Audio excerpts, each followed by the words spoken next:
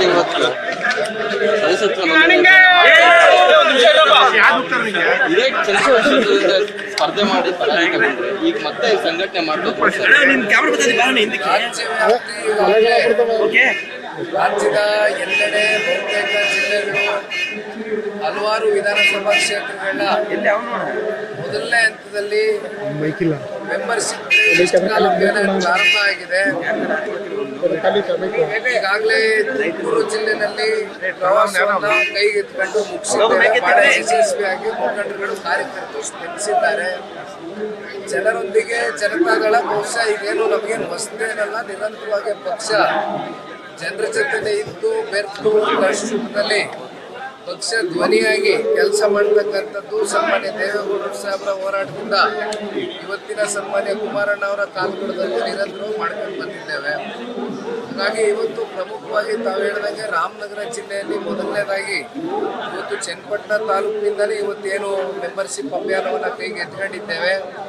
ತಾಲೂಕು ಅಧ್ಯಕ್ಷರು ಜಯಮುತ್ತೂರವರು ಮತ್ತು ಈ ಭಾಗದ ಎಲ್ಲ ಪ್ರಮುಖ ಮುಖಂಡರ ಜೊತೆ ಮಾತನಾಡಿದ್ದೆ. ರಾಮನಗರ ಜಿಲ್ಲೆ ಮುಗಿಸಿದ ನಂತರ ಅಲ್ಲಿಂದ ಮತ್ತೆ ರಾಯಚೂರು, ಕೊಪ್ಪಳ ಭಾಗಕ್ಕೆಲ್ಲ ಹೋಗ್ತಾ ಇದ್ದೇವೆ. ಇವತ್ತು ಬಹಳ ವಿಶೇಷವಾಗಿ ನಮ್ಮ ಪಕ್ಷದ ಮುಖಂಡರು, ಕಾರ್ಯಕರ್ತರು, ಹಿರಿಯರು, ಯುವಕರು ಎಲ್ಲ ಸ್ವಾಗತ ಕೋರಿದ್ದೇವೆ. ಹಿಂದೆ 3 ಕ್ಷೇತ್ರದಲ್ಲೂ ಕೂಡ JDS ಇತ್ತು. ಈ ಜಿಲ್ಲೆಯಲ್ಲಿ JDS ಭದ್ರಕೋಟೆ ಅಂತ ಕೂಡ ಕರೀತಾ ಇದ್ರು. ಆ ಕ್ಷೇತ್ರಗಳು ಈಗ ಕೈ ತಪ್ಪಿದೆ. ಈ ನಿಟ್ಟಿನಲ್ಲಿ ಏನು ಕೊರತೆ ಆಯಿತು ಅನ್ಸಿದ್ರಿ? ಏನಿಲ್ಲಿ ಬಹಳ ಪ್ರಮುಖವಾಗಿ ಏನು ಮಾಡ್ತಾ ಇದ್ದೀರಿ? ಒಂದು ಚುನಾವಣೆ, ಒಂದು ಉಪಚುನಾವಣೆಯ ಫಲಿತಾಂಶವನ್ನ ಇಟ್ಕೊಂಡು ಇವತ್ತು ಜನ ಸಂಪೂರ್ಣವಾಗಿ ನಮ್ಮ ಕೈನ ಬಿಟ್ಟುಬಿಟ್ಟಿದ್ದಾರೆ ಅಂತಕ್ಕಂಥ ಭಾವನೆ ನನಗಂತೂ ಇಲ್ಲ.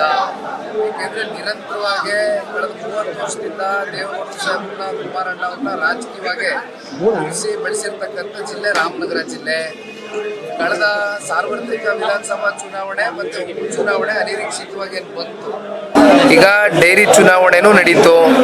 ಡೈರಿ ಚುನಾವಣೆಯಲ್ಲಿ ಯಾವ್ಯಾವ ರೀತಿ ಜಿಲ್ಲೆಯಲ್ಲಿ ಇರ್ತಕ್ಕಂಥ ಕೆಲವೊಂದಷ್ಟು ಸರ್ಕಾರದಲ್ಲಿ ಆಡಳಿತದಲ್ಲಿ ಇರ್ತಕ್ಕಂಥ ಅವ್ರಿಗೆ ಅವರು ಬಲಿಷ್ಠರು ಅಂತಕ್ಕಂಥದ್ದನ್ನೇನು ಅನ್ಕೊಂಡಿದ್ದಾರೆ. ಆದರೆ ಇದು ಇದೇ ರೀತಿ ಇರಲಿಕ್ಕಿಲ್ಲ. ಜಯಮುತ್ತೂರ್ ಅವ್ರ ಚುನಾವಣೆ ಚನ್ನಪಟ್ಟಣದಲ್ಲಿ ಯಾವ ರೀತಿ ನಡೀತು ಅಂತಕ್ಕಂಥದ್ದು ಬಹುಶಃ ಇಡೀ ರಾಜ್ಯ ಗಮನಿಸಿದೆ. ಅಂತ ಒಂದು ಕೆಟ್ಟ ಚುನಾವಣೆ ಇತಿಹಾಸದಲ್ಲಿ ಎಂದೂ ಕೂಡ ನಡೆದಿಲ್ಲ. ಯಾವ್ಯಾವ ರೀತಿ ಸೂಪರ್ ಸೀಡ್ ಮಾಡ್ತಕ್ಕಂಥದ್ದು ಸೊಸೈಟಿಗಳನ್ನ, ಯಾವ್ಯಾವ ಸೊಸೈಟಿಗಳು ನಮ್ಮ ಹಿಡಿತದಲ್ಲಿದೆ, ಯಾರ್ಯಾರು ಜಯಮುತ್ತು ಅವ್ರ ಜೊತೆನಲ್ಲಿ ನಿಲ್ತಾರೆ ಅಂತಕ್ಕಂಥದ್ದನ್ನ ಎಲ್ಲವನ್ನ ಪರಿಗಣಿಸಿ ಯಾವ ರೀತಿ ಜಯಮುತ್ತು ಅವರ ಸೋಲ್ಗೆ ಕಾಂಗ್ರೆಸ್ನ ಸಂಪೂರ್ಣ ಎಲ್ಲ ಮಹಾನಾಯಕರುಗಳು ಕಾರಣಕರ್ತರಾಗಿದ್ದಾರೆ. ಒಂದು ಯಾವಾಗಲೂ ನಾನು ಹೇಳ್ತಾ ಇರ್ತೇನೆ, ಕಾಲಚಕ್ರ ತಿರುಗ್ತಾ ಇರುತ್ತೆ, ಅವಕಾಶಗಳು ಸಿಗುತ್ತೆ. ಪ್ರಜಾಪ್ರಭುತ್ವದಲ್ಲಿ ಜನ ಅವಕಾಶವನ್ನು ಕೊಡ್ತಕ್ಕಂಥ ಕೆಲಸ ಮುಂದಿನ ದಿನಗಳಲ್ಲಿ ಮಾಡ್ತಾರೆ. ನಾವು ಇದು ಯಾವುದಕ್ಕೂ ನಾವು ತಲೆ ಕೆಡಿಸ್ಕೊಳ್ತಕ್ಕಂಥ ಪ್ರಶ್ನೆ ಇಲ್ಲ. ಪ್ರಾಮಾಣಿಕವಾಗಿ ಪಕ್ಷ ಜಿಲ್ಲೆಯ ಸಮಗ್ರ ಅಭಿವೃದ್ಧಿ ಪರವಾಗಿ ನಮಗೆ ಅಧಿಕಾರ ಇರಲಿ ಇಲ್ಲದೆ ಹೋಗ್ಲಿ ಕೆಲಸ ಮಾಡ್ಕೊಂಡ್ ಬಂದಿದ್ದೇವೆ, ಮುಂದೇನು ಕೂಡ ಮಾಡ್ತೇವೆ. ನಾಳೆ ರಾಮನಗರ, ಕನಕಪುರ 2 ಕಡೆ ನಿಗದಿಯಾಗಿದೆ. ಕಾರ್ಯಕರ್ತರು ಮುಖಂಡರುಗಳಲ್ಲಿ ಒಂದೇ ನಿಮಿಷ ಕಾರಣ ಕಾರ್ಯಕರ್ತರು ಮುಖಂಡರುಗಳಲ್ಲಿ ಬಹಳ ಒಂದು ಒಳ್ಳೆ ಉರುಪಿರ್ತಕ್ಕಂಥದ್ದನ್ನ ನಾವು ನೋಡ್ಬೋದು. ಇಲ್ಲಿ ಏನು ಇವತ್ತೇ ಸಾರ್ವತ್ರಿಕ ವಿಧಾನಸಭಾ ಚುನಾವಣೆಯನ್ನು ಎದುರು ನೋಡ್ತಾ ಇಲ್ಲ. ಬಹಳ ಜನ ಅನ್ಕೊಂಡಿರ್ಬೋದು ಇನ್ನು 3 ವರ್ಷ ಇದೆಯಲ್ಲ ಚುನಾವಣೆಗೆ, ಈಗಲೇ ನಿಖಿಲ್ ಕುಮಾರಸ್ವಾಮಿ ಇಳಿದ್ಬಿಟ್ಟವನಲ್ಲ ಅಂತ. ನಾನಿವತ್ತು ಇಳಿದಿರ್ತಕ್ಕಂಥದ್ದು ಪಕ್ಷದ ಮುಖಂಡರು, ಕಾರ್ಯಕರ್ತರು ಮುಂದೆ ಬರ್ತಕ್ಕಂಥ ಗ್ರಾಮ ಪಂಚಾಯತಿ ಚುನಾವಣೆ ಡಿಸೆಂಬರ್ ತಿಂಗಳಲ್ಲಿ ಏನು ಎದುರು ನೋಡ್ತಾ ಇದ್ದೇವೆ.